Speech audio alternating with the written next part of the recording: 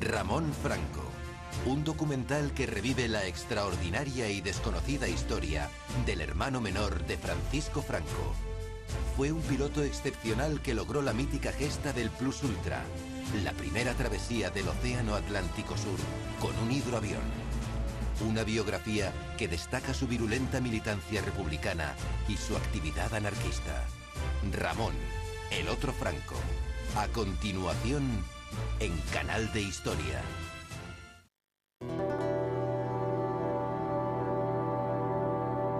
...1926 es un año glorioso para la aviación española. 4 aviadores a bordo de un frágil hidroavión de madera y tela realizan una proeza: cruzar el Atlántico Sur emulando la hazaña de Cristóbal Colón.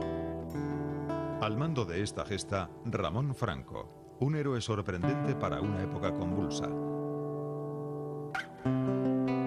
Su fama llegará a ser tal que solo será eclipsada más tarde por su propio hermano Francisco. Esta es la historia de un hombre irrepetible, Ramón Franco, héroe primero, encumbrado por gobiernos y multitudes y después relegado por la historia al olvido. Pero es la historia también de un Franco anarquista, diputado republicano, anticlerical y masón, que finalmente morirá combatiendo a la República.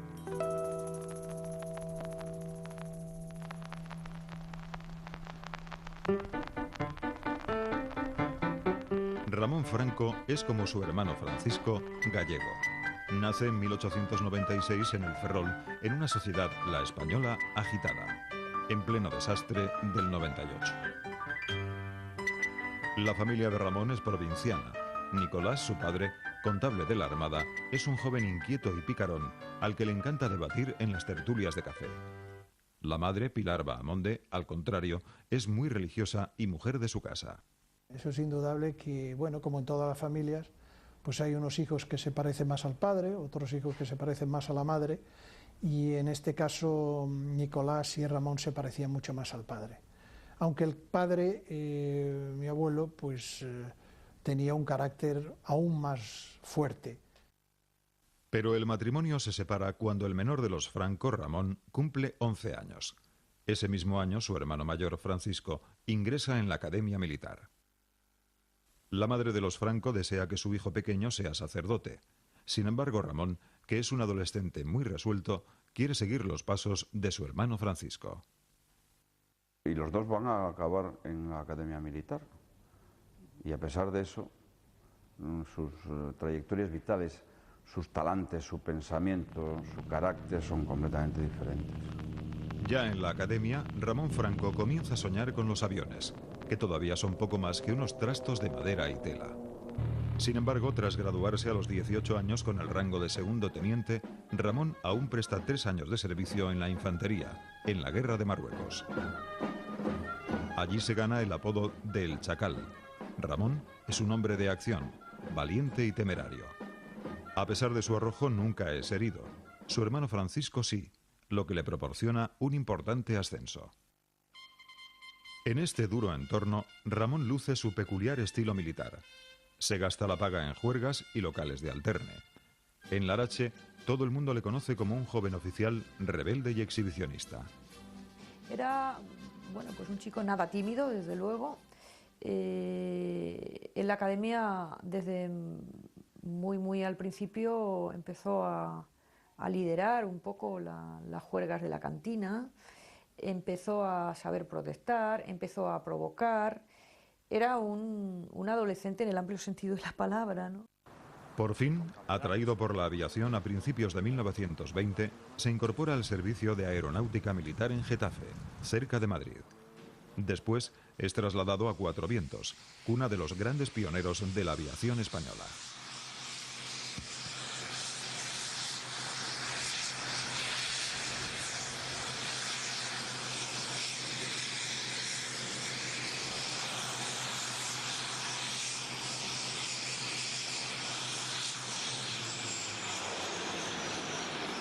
En los años 20, el control de los aparatos en vuelo depende de la pericia de los pilotos.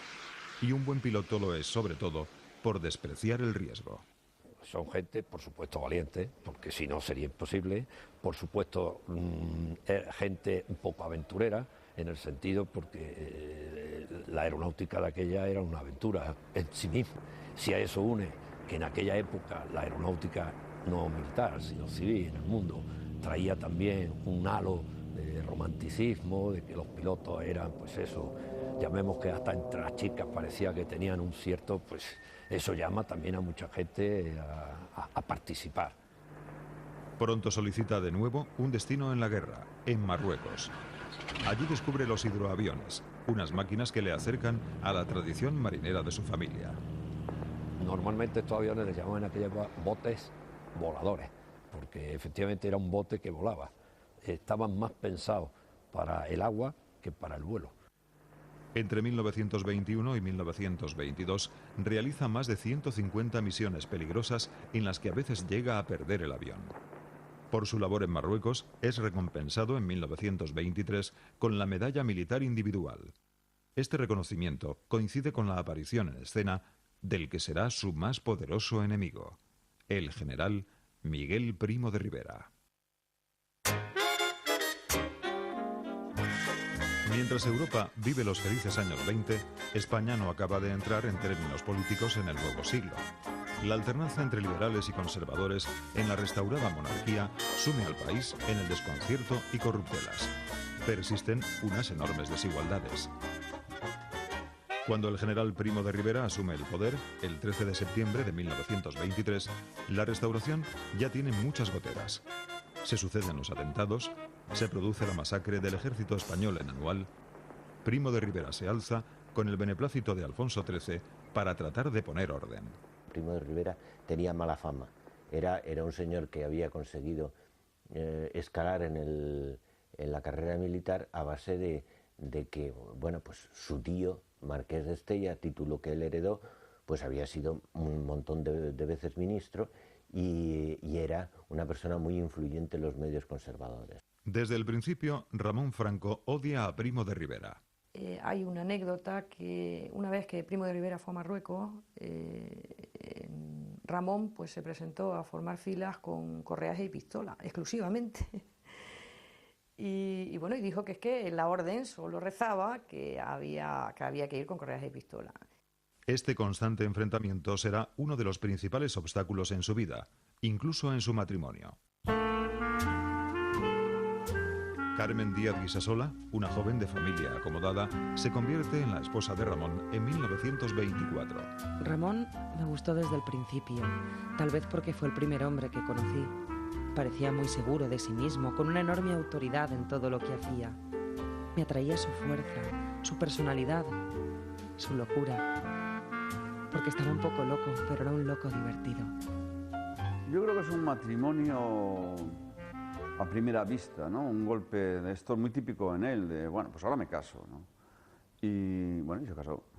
Lo que yo estoy convencido, aunque, en fin, por lo que me he ido enterando, he puesto en el libro más bien poco, bueno, este hombre, entre otros gustos, tenía el buen gusto de gustarle las mujeres, ¿no?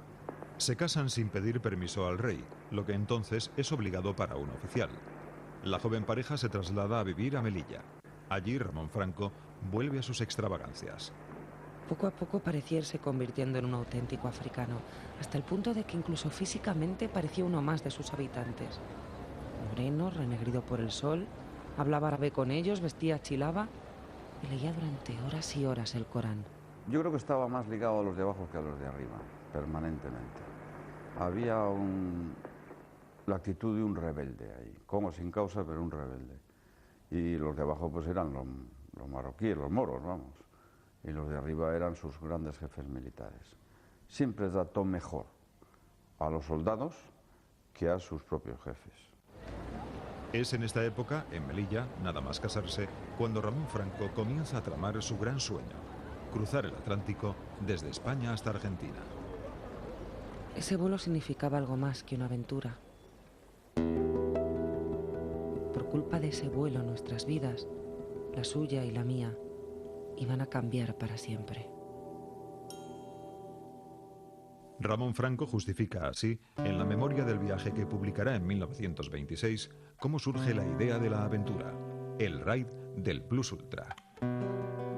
Al mirar un mapamundi y examinar las rutas para uno de estos raids, en que además del mérito del piloto se pusieran de manifiesto otros méritos de estudio y se sentaran normas para la futura navegación aérea de continente a continente a través de mares y desiertos, comprendí que el vuelo al Plata unía a todo esto los peligros del océano y de las regiones ecuatoriales. Yo creo que era muy impetuoso, es decir, cuando se le metía algo en la cabeza iba por todas. Era un hombre inteligente, era un hombre muy inteligente. Y en ese momento, pues, se le metió en la cabeza cruzar el charco a bordo de un hidroavión, ¿no? Lo que quería era demostrar que un buen piloto y un buen navegante eran capaces de conseguir la misma precisión que tenía la navegación marítima, con lo cual les permitiría después, con un buen avión, decir se puede unir Europa con América mediante la avión. Franco solicita la ayuda de un buen amigo para elaborar la ruta, el capitán Mariano Barberán, experto en cálculo y navegación. La hazaña puede ser muy rentable, así lo comprende enseguida Primo de Rivera. Además, es muy barata, apenas $500,000 de pesetas de la época. Es curioso porque Primo de Rivera, por razones de propaganda, me imagino seguro, apoyó personalmente el vuelo del Plus Ultra. El ejército español acaba de encargar a Italia 4 hidroaviones Dornier One. Uno de ellos será el elegido para la gloria. Mariano Barberán abandona el proyecto y Franco elige para sustituirle a un viejo camarada de la guerra de Marruecos, el artillero Julio Ruiz de Alda. Con el tiempo, Ruiz de Alda se convertirá en un gran amigo de Ramón, a pesar de que la política les alejará años más tarde. Julio Ruiz de Alda será junto a José Antonio Primo de Rivera, fundador de la Falange Española.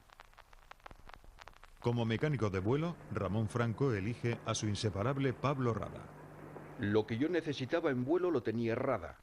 Confianza ciega en mí, salud fuerte, inteligencia, peso reducido, desinterés, sacrificio, arrojo hasta la temeridad, hombre de pocas palabras como soy yo, y por otro lado, necesitaba recompensar a este muchacho que conmigo había compartido los peligros de la guerra, a quien en vuelo muchas veces las balas contornearon su silueta.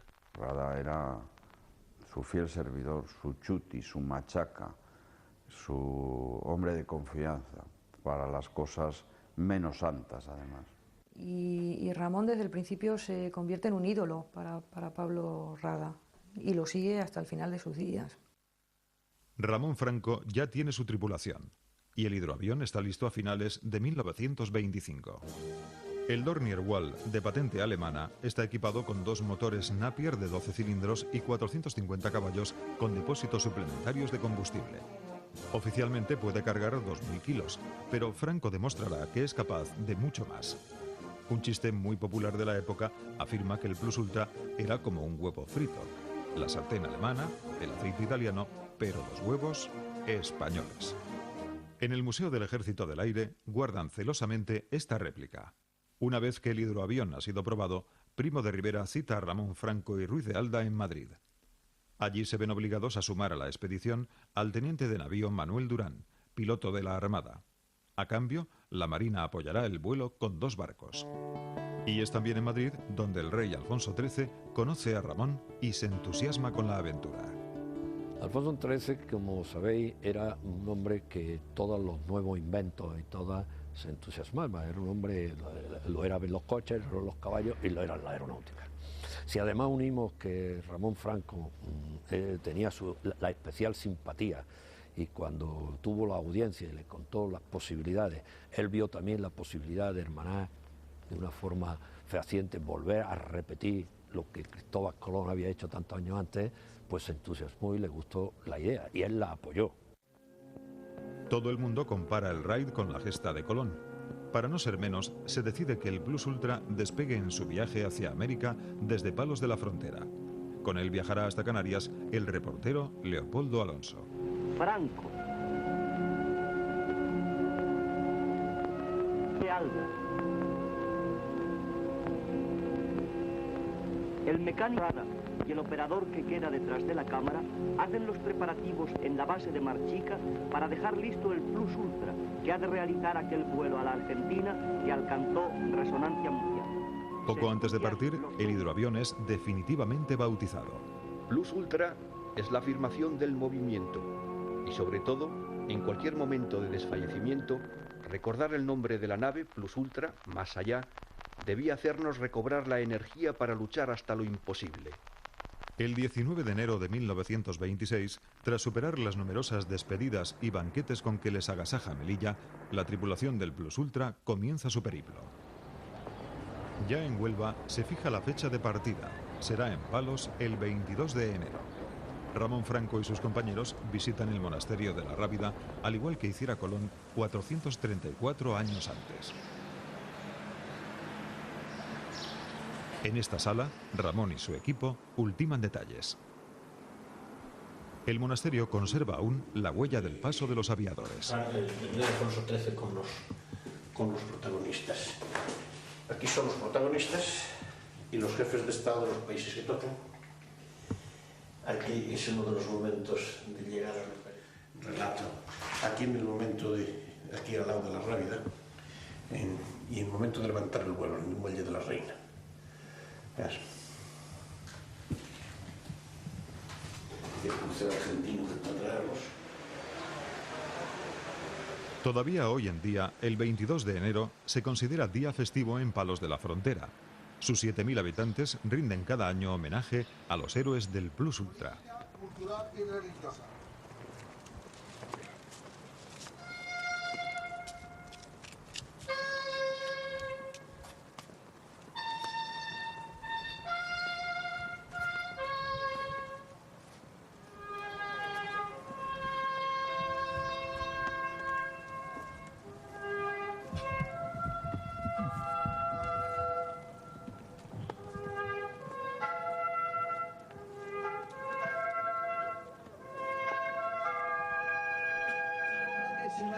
Y en mi Huelva por la ría, una copla que se baña, y en mi Huelva por la ría. Un día antes de la partida, Huelva queda desierta.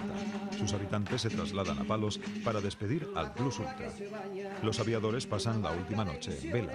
La multitud no para de cantar y tocar las guitarras bajo el balcón de sus habitaciones en el Palacio del Conde de Valdeáguilas, hoy convertido en residencia para ancianos. Y es guitarra y aguardiente y mostrador. Y es muy probable, yo no sé si desayunaron o no, pero mucho me temo que no, porque, bueno, ya digo, la noche anterior el baile se alargaría bastante. Además era una característica de tanto menos del comandante Ramón Franco, pero sobre todo de Pablo Rada, ¿no? Que en cada una de las escalas pues confraternizaba mucho con la población y siempre pretendían conocerla a fondo.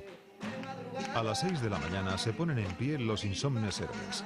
Son conducidos por una muchedumbre enardecida hasta la bahía de Huelva. Hambrientos y sin haber pegado ojo, se embarcan en el hidroavión.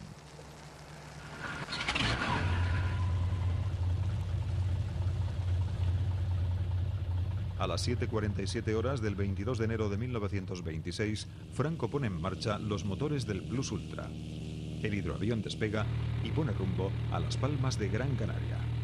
A una media de 163 km por hora, tardan 8 horas en alcanzar Las Palmas. El mal tiempo y algunas pequeñas averías les entretienen 4 días en Gran Canaria. Tras aligerar el aparato, Franco eleva el Plus Ultra, apurando en el despegue hasta el último metro de la bahía de Gando. Pone rumbo a Cabo Verde.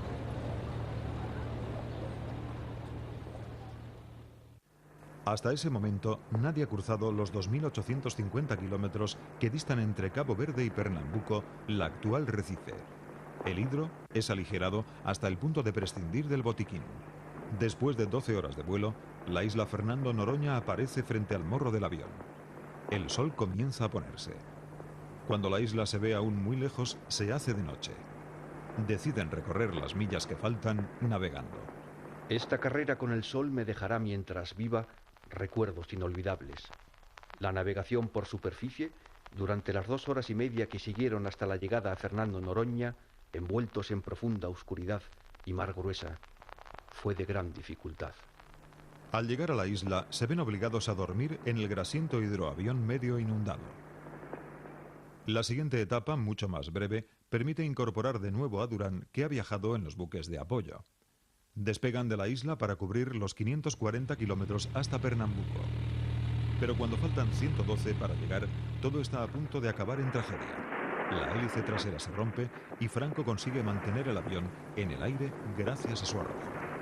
Y aquí sí que puso en manifiesto Ramón Franco su capacidad de piloto, porque si no es un gran piloto no hubieran llegado. Tuvo que ir sorteando lo que nosotros decimos magrear la palanca para ir sorteando las dificultades de que el avión se le venía abajo y a fuerza de ganar, soltar, tirar y dar. En Pernambuco les esperan los repuestos. Las reparaciones durarán casi 4 días. El 4 de febrero despegan hacia Río de Janeiro. Es la primera vez que un avión recorre los 2.100 kilómetros que separan ambas ciudades brasileñas. Por la tarde, a las 5:25, el casco del Plus Ultra se baña suavemente en las tranquilas aguas de este delicioso paraíso. Es tal la afluencia de embarcaciones que nos esperan que una de ellas, en medio de aquel desorden, se acerca demasiado y nos rompe los timones. Me desespero, pierdo la corrección, pero los culpables del desaguisado aplauden a rabiar. El recibimiento merece verdaderamente los honores de llamarle brutal. Pero es que cuando llegaban en tierra era un sufrimiento, aunque era de alabanza, un sufrimiento continuo si a eso unimos, que eran jóvenes, que las mujeres se les debían de dar fantásticamente y que se pasaban entre banquetes, bailes, etcétera, etcétera. Muchas horas. Cuando iban a realizar la segunda etapa estaban francamente cansados, no tanto del vuelo, sino como de los agasajos que le habían dado en la ciudad que visitaban. Ramón Franco llega a encerrar bajo llave en la habitación de su hotel a Pablo Radá para evitar que se pierda de juerga en juerga. El 9 de febrero de 1926, el Plus Ultra abandona, con algunas dificultades técnicas, Río de Janeiro y pone rumbo a Montevideo. Esta será una de las decisiones que más problemas acarreará a Ramón. Primo de Rivera le ha prohibido visitar Uruguay tras haber sido criticado por los políticos demócratas uruguayos. Pero Ramón Franco desobedece. En Montevideo, tras 12 horas de vuelo, de nuevo el recibimiento es desproporcionado. Pudieron los policías protegernos de este entusiasmo, pero en cambio no pudieron evitarnos que desde todos los balcones de nuestro recorrido nos arrojaran palomas y enormes ramilletes de flores que al caer sobre nosotros nos producían más daño que un bombardeo serio. Solo quedan 220 kilómetros, los que separan Montevideo de Buenos Aires. El día 10 de febrero, a las 12 horas y 27 minutos, el Plus Ultra se posa sobre las aguas del Río de la Plata, culminando uno de los más famosos vuelos de la historia. Desde su partida de Palos, el hidroavión ha recorrido 10.270 kilómetros y permanecido en el aire 50 horas y 39 minutos. Aunque Franco y su tripulación han invertido 20 días en cubrir el trayecto. Todo Buenos Aires sale a recibirlos.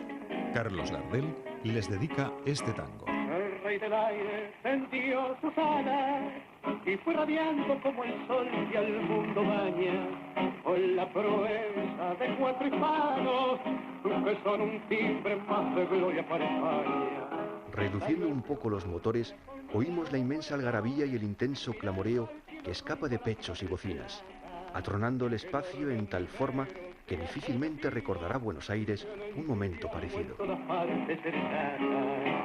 Desde Palo el águila vuela y a Colón con su gran carabela nos recuerda con tal emoción la hazaña que agita todo el corazón.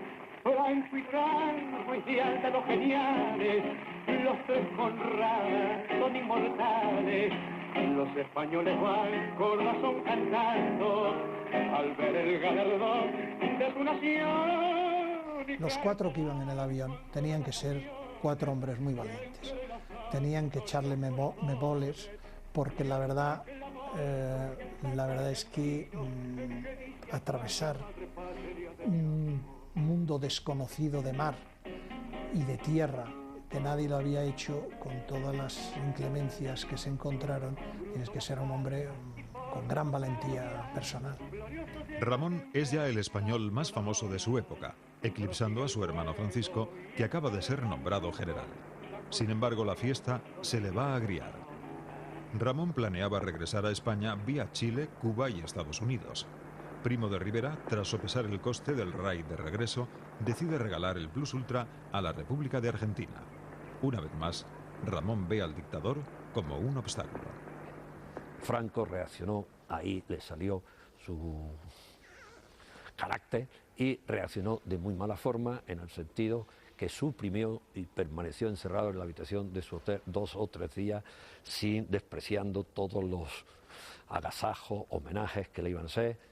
Llamemos muy enfadado por la decisión que habían tomado y que él creía que era errónea. Finalmente, Ramón Franco, Ruiz de Alda, Durán y Rada se embarcan hacia España en el transatlántico Buenos Aires. Cuando el Buenos Aires zarpó con nuestros cuerpos para devolverlos a España, nuestras miradas quedaban fijas en el Plus Ultra, hasta que se perdió de vista con la distancia, asomando entonces una furtiva lágrima a nuestros ojos por aquel trozo de España que estaba destinado a deshacerse poco a poco en la oscuridad de un hangar o en la fúnebre sala de un museo. Hoy el Plus Ultra reposa en el Museo Udaondo en la ciudad de Luján. En España, Ramón y su tripulación son recibidos como héroes. El rey acude a saludarlos al transatlántico. Toda España está pendiente de ellos. Toda, menos el presidente del gobierno, Primo de Rivera, que no acude a recibirles.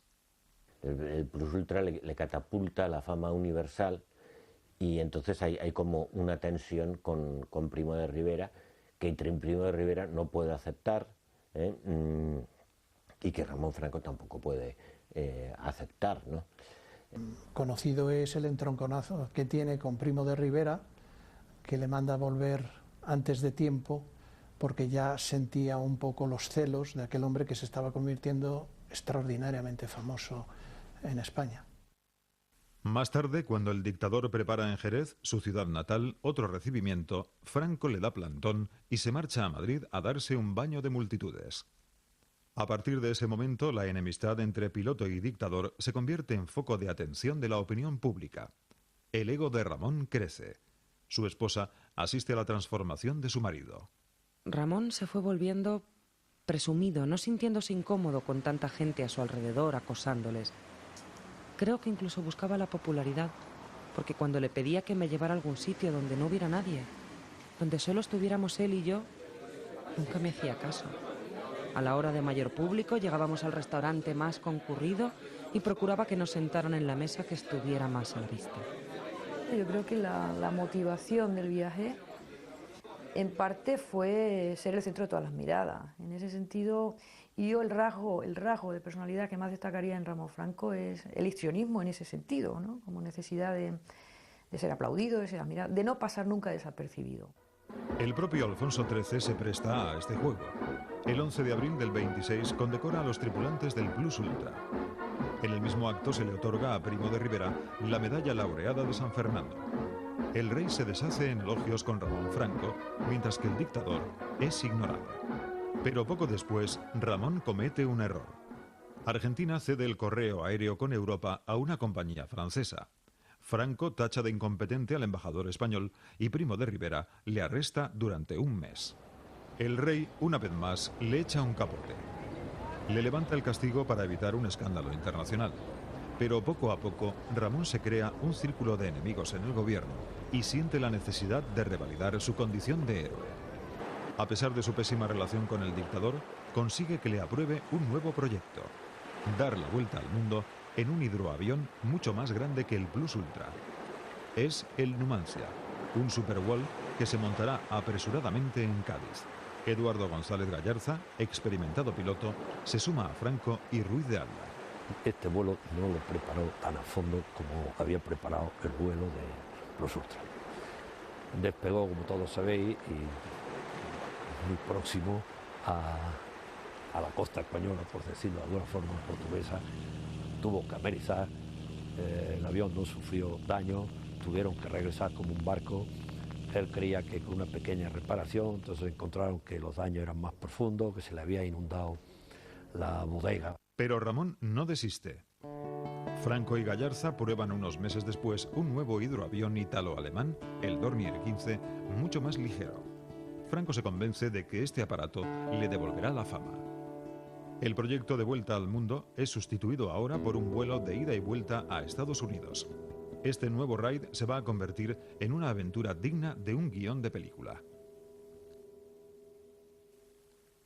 Mientras Franco prueba el Dornier 15, en Cádiz se construye una réplica, el Dornier 16, y el gobierno le ordena que vuele con el aparato español. Franco, Ruiz de Alda y Gallarza, convencidos de que el avión gaditano no está a punto, cambian las matrículas.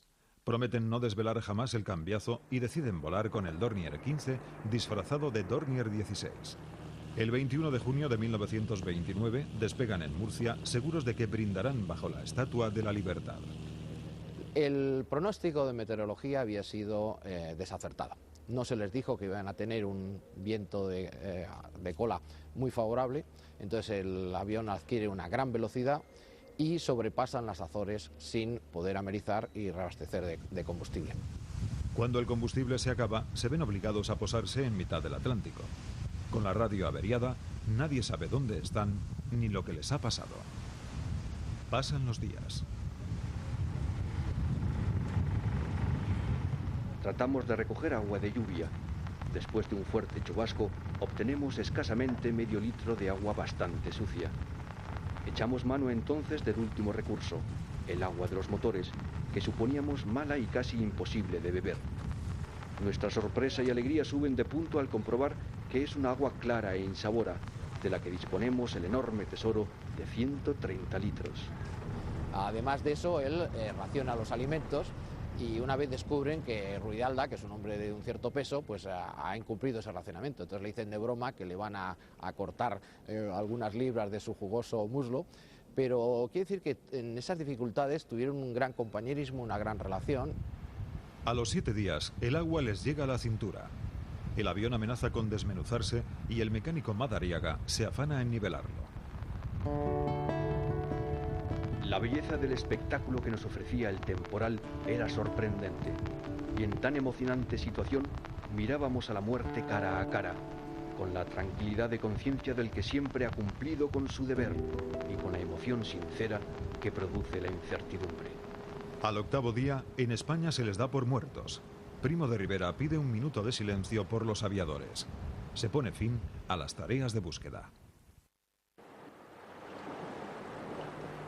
Pero entonces el portaaviones británico Eagle, de ruta hacia Gibraltar, encuentra a los náufragos. Franco es una vez más para el pueblo el héroe que vence al Atlántico. Y en esos momentos donde, bueno, no perdieron la vida de casualidad, estaban perdidos en medio del Atlántico, pues sí, se comporta como lo que era, un tipo valiente, un líder. Es que la valentía es una virtud muy grande.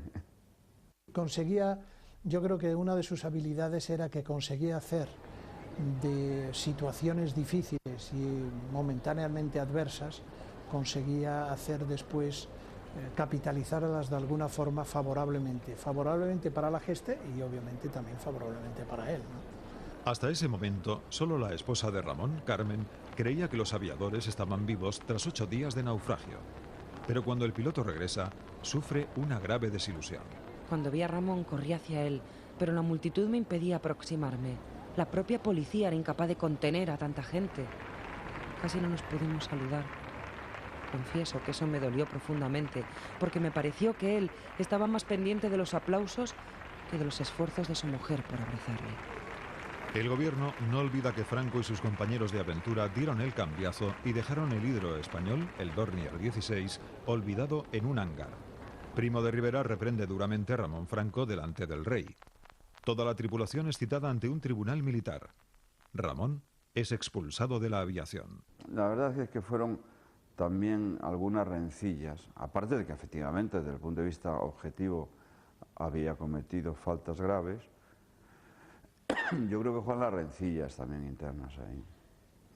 Y su rebeldía y su Era un hombre incómodo.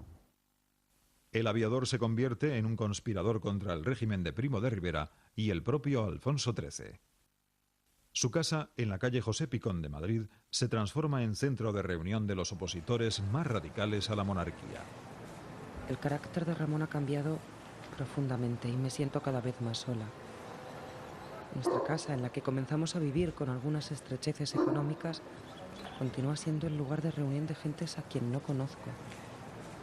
Me estoy convirtiendo en una auténtica fregona. Frecuentemente se quedan a comer y he de preparar comida para todos. Se sientan en la mesa a comer y yo he de cenar sola en la cocina. Ramón ingresa en la masonería y se rodea de los amigos anarquistas del mecánico Rada. En 1930, cuando el régimen del general Primo de Rivera se hunde, Ramón está volcado ya en soltar arengas revolucionarias en los cuarteles de media España. Se toma sus causas muy en serio. Es un conspirador tremendo. Yo creo que hizo mucho daño a la monarquía, en efecto. A pesar de la caída de su gran enemigo, el dictador, Ramón sigue oponiéndose al nuevo gobierno del general Berenguer. Su hermano mayor, Francisco, trata de calmarle en diversas cartas. El día que España sepa que tu conducta no es de orden y pura, desengáñate, Ramón, que los que hasta hoy creen en ti y te rinden tributo de admiración como aviador glorioso, te repudiarán y volverán la espalda como elemento de desorden. Ramón le contestará inmediatamente. Como estoy profundamente convencido de que los males de España no se curan con la monarquía, por eso soy republicano. ¿Está bien claro? Creo sería una gran desdicha para España que perdurase la monarquía. Hoy se es más patriota siendo republicano que siendo monárquico. Pero claro es, esto es incomprensible cuando la vida que se ha creado uno le lleva a tratarse con las clases aristócratas y más acomodadas del país, como te pasa a ti. Los prestigiosos hermanos Franco se convierten en la viva imagen de la España dividida ante la inminente república. Yo creo que su hermano Francisco nunca se portó mal con él. Yo creo que Ramón se portó peor con Francisco que Francisco con Ramón. Hay una historia de una carta personal de Francisco a Ramón que Ramón contesta en público, publicándola por panfletos distribuidos por Madrid o en los periódicos, que es una canallada. Y hay textos de Franco, sobre todo textos no públicos, de Franco dictador, en donde hay esa referencia a su hermano como una especie de bala perdida, como una especie de sujeto que es el baldón o el pendón de la familia, ¿no? En octubre de 1930, Ramón Franco es detenido a instancias de su propio hermano Francisco. El hermano mayor teme que Ramón, que alardea de disponer de bombas para cometer atentados, acabe haciendo una locura. Ramón es encerrado en el penal militar que existía en este solar junto a la Basílica de San Francisco el Grande en Madrid. Pero cuando lleva en prisión mes y medio, Ramón va a protagonizar otro episodio novelesco. El último día de su estancia en prisión, yo, como hacía diario, le llevé a la cárcel un canastillo con la comida y las mudas de ropa limpia. Bajo la ropa, en la canastilla, venía el último accesorio imprescindible, una cuerda fuerte y resistente y con nudos de trecho en trecho. Por otra parte, su forma física era inmejorable. Entre la dieta y la gimnasia, Ramón anduvo preparando el plan de fuga más adecuado. Su imaginación calenturienta le llevó a pensar que el más idóneo sería cerrar los viejos barrotes de una reja por una ventana que daba al patio de vigilancia. Ramón Franco escapa del penal, pero deja en su celda una carta dirigida al presidente del gobierno, Dámaso Berenguer. Hoy soy yunque y usted martillo. Día vendrá en que usted sea yunque y yo martillo pilón. Ramón se fuga de la cárcel, cosa que no debe ser fácil, y anda por clandestino por Madrid, y claro, con el morbo que eso produce en los medios de comunicación de la época. O sea que ahí se equivocó don Francisco Franco respecto a su hermano, ¿no? Creyó que lo tenía a buen recaudo y era difícil tenerlo a buen recaudo. Cambia de piso constantemente. Bajo sus órdenes, su esposa Carmen compra un arsenal de hasta 100 pistolas. Como yo conducía bastante bien un automóvil, lo que no era muy frecuente en aquellos días, andaba constantemente en viaje relámpago con el Chrysler a San Sebastián por Irún. Al llegar a mi destino, el coche era sustituido por otro exactamente igual y con la misma matrícula, que regresaba cargado de armas ocultas en compartimentos secretos bajo los asientos del chasis. Las armas se almacenaban en nuestro propio chalet. y ante los continuos registros fueron enterradas en el jardín. En diciembre de 1930, en Jaca, se produce un primer levantamiento militar republicano que fracasa. 3 días más tarde, Ramón Franco y el general Queipo de Llano se presentan en el aeródromo de Cuatro Vientos en una intentona de golpe militar contra la monarquía. En esta sala redactan unas incendiarias octavillas. Españoles, se ha proclamado la República. Hemos padecido muchos años de tiranía y hoy ha sonado la hora de la libertad. Los defensores del régimen caduco que salgan a la calle, que en ella los bombardearemos. ¡Viva la República Española! Ramón Franco emprende una acción espectacular que no estaba en el plan. Vuela hacia el Palacio Real para bombardearlo. Pero al llegar al lugar ve a unos niños jugando en los jardines y no arroja las bombas que lleva el copiloto, su inseparable Pablo Rada. Cuatro Vientos se rinde. Franco, Rada y otros aviadores insurrectos huyen a Portugal. Franco viaja a Amberes. Allí es recibido por Francesc Macià, el que será primer presidente de la Generalitat de Cataluña. Trata de unirse al grupo de republicanos que conspira contra Alfonso XIII en París, pero Indalecio Prieto y Manuel Azaña, entre otros, desconfían de su irreflexivo ímpetu. Su hermano Francisco intenta recuperarle de nuevo. Es posible, Ramón, que en tus desvaríos no sientas las amarguras que a todos nos causas, en que al dolor de verte equivocado y apasionado y ciego, fuera de la ley y de todo principio, se une la posibilidad de que termines tu vida fusilado y abandonado por todos. Querido hermano, recibí tu carta y las 2000 pesetas que te devolveré en cuanto pueda. No me asusta el fusilamiento. Si me marché de España, fue para seguir en la brecha. El 12 de abril de 1931 se convocan elecciones municipales. La alianza entre republicanos y socialistas arrasa en los comicios. Alfonso XIII suspende la monarquía. Llega la Segunda República. Al día siguiente, Ramón Franco regresa a España, nombrado jefe de la aeronáutica. De nuevo está en la cresta de la ola. Sus enemigos han sido derrotados. Alfonso XIII exiliado, Primo de Rivera muerto, Berenguer y Mola procesados. Ramón se vuelca en su tarea revolucionaria. Colabora a las órdenes de Manuel Azaña, ministro de la Guerra, en la reforma del ejército. La purga de militares monárquicos lleva a la reserva a su hermano Francisco. Paralelamente, la vida privada de Ramón se complica. Exige a Carmen, su esposa, que se adapte a su nueva vida de revolucionario republicano. En una ocasión, iban a una fiesta. Ella se puso un vestido rojo y él le dijo que se quitara el vestido y ella le dijo que por qué y directamente la metió en la bañera y dice ahora te lo quitas directamente, ¿no? Prohíbe a Carmen confesarse con el sacerdote ante el temor de que revele secretos revolucionarios. Una mañana en la que me sentía muy sola, me fui a la iglesia de San Benito. Tras oír misa al salir vi a Ramón esperándome, lo que me produjo una enorme alegría. Cuando me acerqué a él feliz, me propinó una tremenda bofetada que me dejó dolorida el alma.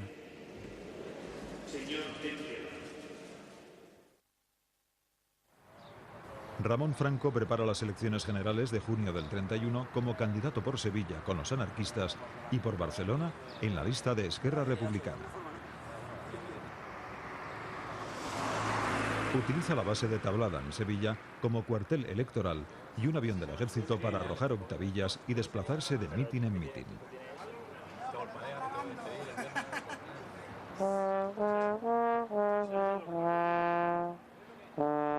En Lora del Río se desploma la tarima sobre la que arenga a la multitud y se fractura una pierna. Ramón queda convencido de que es un sabotaje promovido por el propio gobierno republicano. Miguel Maura, ministro de la Presidencia, se inquieta con la violencia verbal del aviador.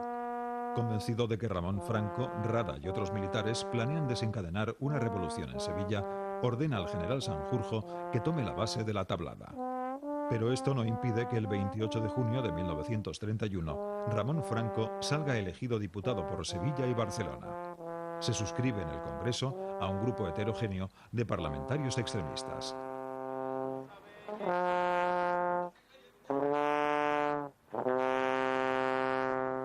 Ramón Franco se sitúa en la extrema izquierda en 1931 es candidato de la extremísima, de lo que entonces era la extremísima izquierda, mucho más cercana a los anarquistas que a los comunistas o a los socialistas, ¿no? El escaño de diputado se le va a atragantar. El gran error, yo creo que el gran error de su vida. El gran error porque se mete aquí, en el Congreso, sin conocer un arte que entonces era imprescindible, que era el arte de la retórica, del bien hablar, de expresarse con brillantez y con claridad, que él ni lo había ensayado, o quizá no lo tenía, no, si se hubiera puesto a ello quizá lo hubiera adquirido, ¿no? Maura, que era entonces el ministro de Interior, dice que de tonto no tenía un pelo, le metió en un lío porque le acusó de que poco menos que iban a hacer un golpe militar en Sevilla, cosa que era absolutamente falsa, absolutamente falsa. Y cuando él entra de diputado y pide responsabilidades al ministro del Interior, que las tenía, fue incapaz de plantarle cara aquí en las Cortes. Se arrugó de mala manera y Maura lo machacó con un discurso absolutamente demagógico y falso, como toda la demagogia. Él no había nacido para ser un político, eso es indudable. Él había nacido para lo que nació y para su mundo de la aviación y para las gestas y para hechos bueno, pues que ahí están en la historia y no vamos a repetirlos, ¿no? Ramón Franco es ya un cadáver político. Contra el aviador arrecian las acusaciones de conspiración. El gobierno de Azaña le cesa como jefe de aviación. Ramón se distancia de la República. Su paso por las Cortes resulta muy frustrante porque allí no le hacen caso y porque además no tiene casi nada que decir, porque en el fondo políticamente era una persona insignificante y condenada a figurar dentro de la franja lunática, sencillamente. Su matrimonio también fracasa. Sin querer saberlo, negándome a mirar lo que todos veían, he quemado mi vida y ahora nada tengo. Ni siquiera el hombre con el que me casé siendo una niña enamorada, porque Ramón tiene otra mujer en Barcelona, a quien sus amigos llaman la chacala, y con ella ha tenido lo que yo no he podido darle. Un hijo. Una niña que se llama Ángeles y que llevará su apellido. En efecto, Ramón Franco ha mantenido una doble vida desde 1928, cuando conoció a Engracia Moreno, una mujer con la que comenzó una aventura, pero con la que acabará formando una familia. Con la ley de divorcio recién aprobada, Carmen Díaz solicita la separación legal. Ramón accede y se casa con Engracia Moreno. No conocemos mucho de ella. Yo creo que era más madura que él, y en ese sentido le hizo madurar. Y luego, que duda cabe que el hecho de tener un hijo hace madurar a la gente. Más que Engracia, quizás fuese el nacimiento de la hija de Ángeles Franco Moreno, lo que hiciese madurar a Ramón. A partir de 1932, Ramón Franco deja de participar en la vida pública. A finales de 1933, la CEDA, la Confederación Española de Derechas Autónomas, gana las elecciones abrumadoramente, aprovechando la desunión de republicanos y socialistas. Alejandro Lerroux preside el nuevo gobierno. Cuando en febrero de 1934 Ramón cumple 38 años, su vida sentimental y política ha dado un vuelco. Ramón solicita un puesto en la Embajada de Washington como asesor aeronáutico. Lerroux se lo concede. En febrero de 1934, la muerte de su madre, Pilar Bahamonde, reaviva la relación epistolar con Francisco Franco. Ramón asiste poco después desde Washington a la caída de la CEDA y a la constitución del nuevo gobierno progresista del Frente Popular en enero del 36. Y allí le pilla también la sublevación contra la República que protagoniza, entre otros, su hermano Francisco. Yo creo que en ese momento, yo creo que llega a los 40 años, está rondando los 40, a lo mejor mira a su hermano no con los mismos ojos que lo miraba antes. Además, su hermano ya es, en ese momento, un militar emergente. De eso se ocupaba muy especialmente su hermano, ¿no? De ser emergente siempre, ¿no? Entonces, bueno, era su hermano. Eso de la fratría funciona siempre. Y funciona en este caso también. Ramón Franco permanece en Estados Unidos, pero el asesinato de su compañero del Plus Ultra, Julio Ruiz de Alda, en la cárcel Modelo de Madrid, va a terminar de convencerle. Concedo que cuando termine la lucha será necesaria una dictadura fuerte, pero una dictadura para la cual el bienestar de la nación sea lo primero. Lo que España necesita es una dictadura de clase media que luche contra el gran capital y contra los trabajadores revolucionarios. De alguna forma él pues quiso estar siempre a la vanguardia y sintonizar pues con aquellas masas que le habían vitoreado. De alguna forma era esa la simbiosis que él tenía dentro. Lo cual no quitó que cuando llegó el momento del alzamiento nacional y su hermano le llama para estar a su lado, él también se pone al lado de su hermano. Un activista como es Ramón, lo que no podía es estarse quieto, en la extrema izquierda o en la extrema derecha, pero moviéndose. Finalmente, Ramón se presenta en Salamanca ante Francisco Franco, que lo asciende a teniente coronel y le pone al mando de la base aérea de Baleares. En Palma de Mallorca, muchos de sus nuevos compañeros no olvidan sus tropelías revolucionarias. Pero poco a poco, Ramón pone en orden la base y se gana la confianza de sus compañeros. Y todavía es un piloto audaz. En 1937 realiza 27 misiones de combate. Como jefe era un hombre arriesgado, todas las operaciones que había que realizar era el primero en que algunos lo consideraban ya casi un chalao porque decía que se metía excesivamente en los vuelos, pero era así, desde que se le conoce en el aspecto aeronáutico lo demostró y él estaba siempre en primera línea de todos los vuelos que se efectuaban desde Pollensa. Sin embargo, en septiembre del 38, algo parece no ir muy bien en su vida. Cuenta su hermana Pilar que en esa fecha se reunieron en Salamanca los hermanos a comer y se le notó muy taciturno, muy ensimismado, nada parlanchín y triste. Eso es claramente un estado depresivo.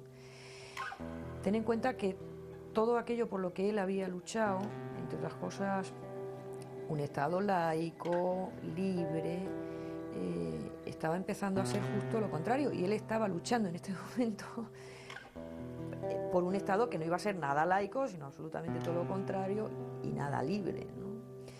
Por otra parte, tenía enfrente como enemigos a los que hasta hace muy poco habían colaborado con él como amigos en el bando contrario. Es decir, ¿qué mente humana soporta eso sin un mínimo de depresión? Y probablemente la padeció y la tuvo.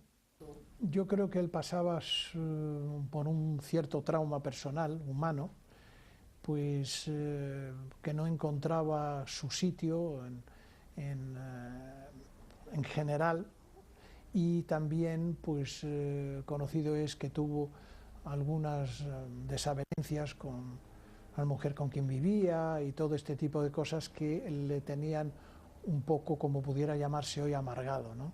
Fuera lo que fuese, lo cierto es que Ramón visita a su hermano Francisco con frecuencia y continúa programando misiones contra las posiciones republicanas.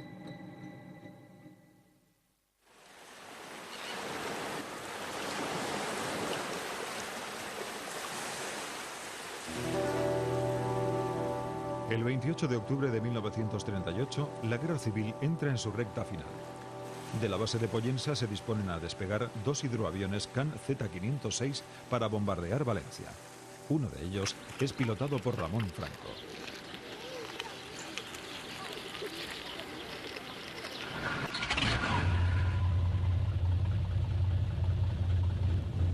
Hace mal tiempo. Una fuerte tormenta azota la zona, pero en la base es conocido el lema de Ramón Franco. En la guerra nunca hace mal tiempo para un piloto.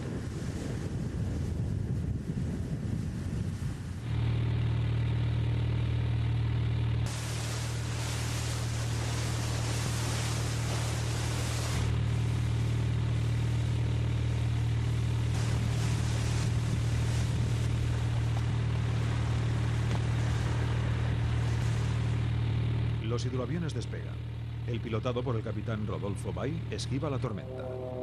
Franco, que ha volado 1000 veces entre temporales, se introduce en una enorme nube negra.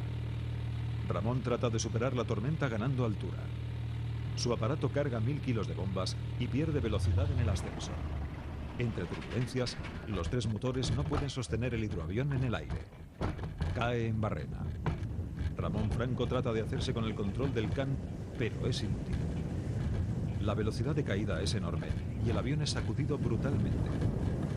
Franco lucha hasta el último segundo con los mandos, pero el hidroavión se desintegra al estrellarse contra el mar embravecido.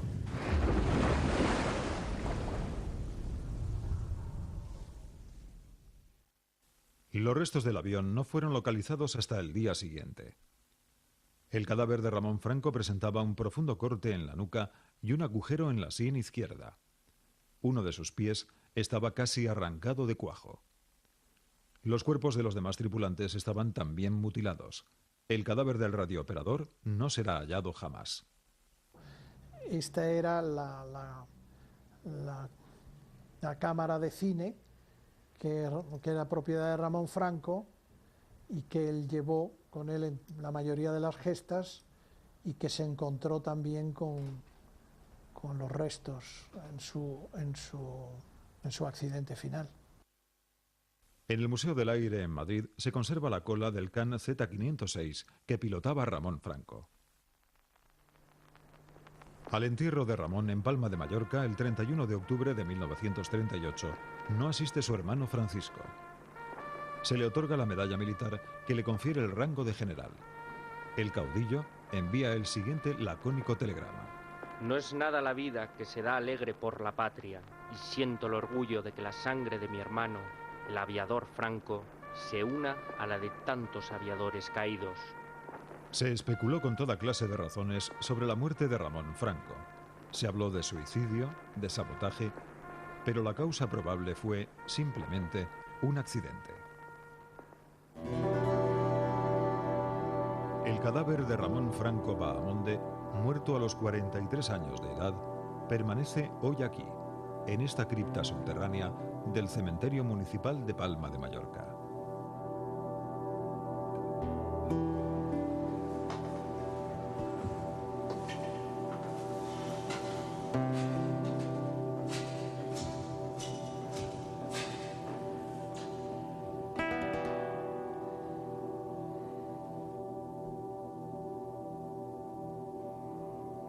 Sus restos y su historia han permanecido medio olvidados durante 65 años.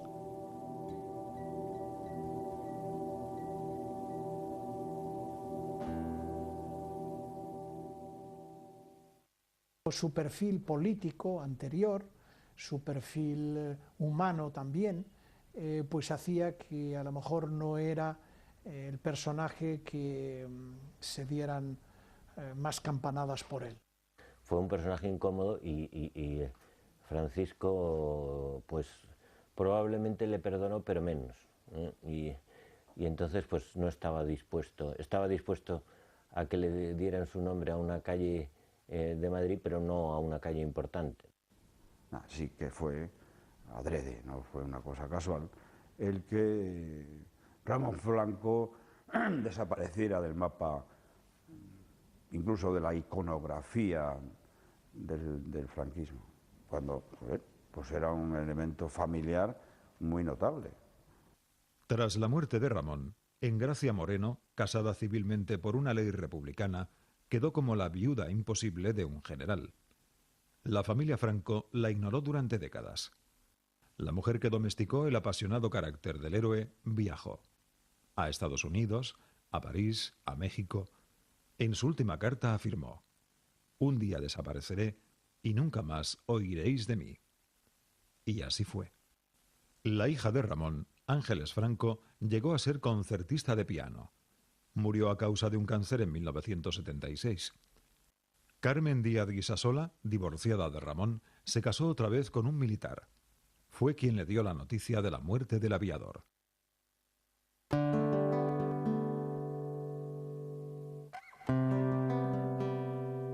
Pero todo eso es ya historia.